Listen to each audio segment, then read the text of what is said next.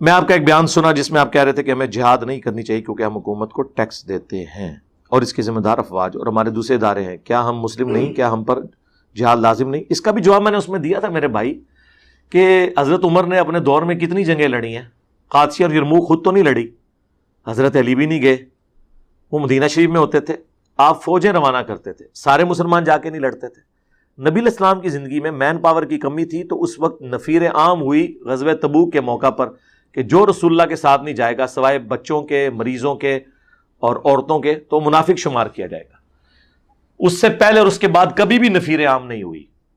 آپ اپنے شوق سے جہاد ضرور کریں، اس کے لیے ٹھیک ہے آپ فوج میں بھرتی ہوں، تو میں نے یہ کب کہا ہے کہ جہاد آپ نے نہیں کرنا؟ میں نے یہ کہا تھا کہ آپ کے بہاف پہ فوج کر رہی ہے اور آپ انہیں ٹیکس دے رہے ہیں، یہ آپ کی ذمہ داری ہے، وہ آپ کی طرف سے فرض ادا ہو رہا ہے۔ میں نے ایک پوری ڈاکٹرین بیان کی تھی، بیت المقدس کے اوپر میری ویڈیو آئی ہے، وہ آپ دیکھ لیں۔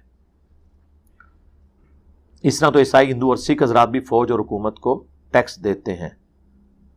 ہاں تو وہ بھی دیتے ہیں تو اس کے اگینسٹ ہم ان کی حفاظت بھی تو کر رہے ہیں نا۔ ذمی جو کافر رہتے ہیں مسلمانوں کی حکومت میں، ان کی ذمہ داری مسلمانوں کے حکمرانوں پہ ہوتی ہے۔ کیا پاکستان میں صرف مسلمان قتل ہو جائے تو اس کے اوپر جوڈیشری ایکشن میں آتی ہے، یا عیسائی اور سکھ کے قتل ہونے پہ بھی ایکشن میں آتی ہے؟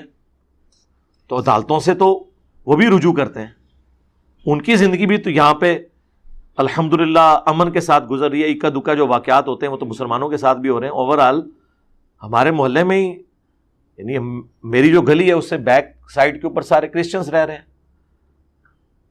ہمارے اچھے آپس میں تعلقات ہوتے ہیں، تو وہ بھی عدالتوں کی طرف اسی طریقے سے رجوع لاتے ہیں جس طرح باقی لوگ۔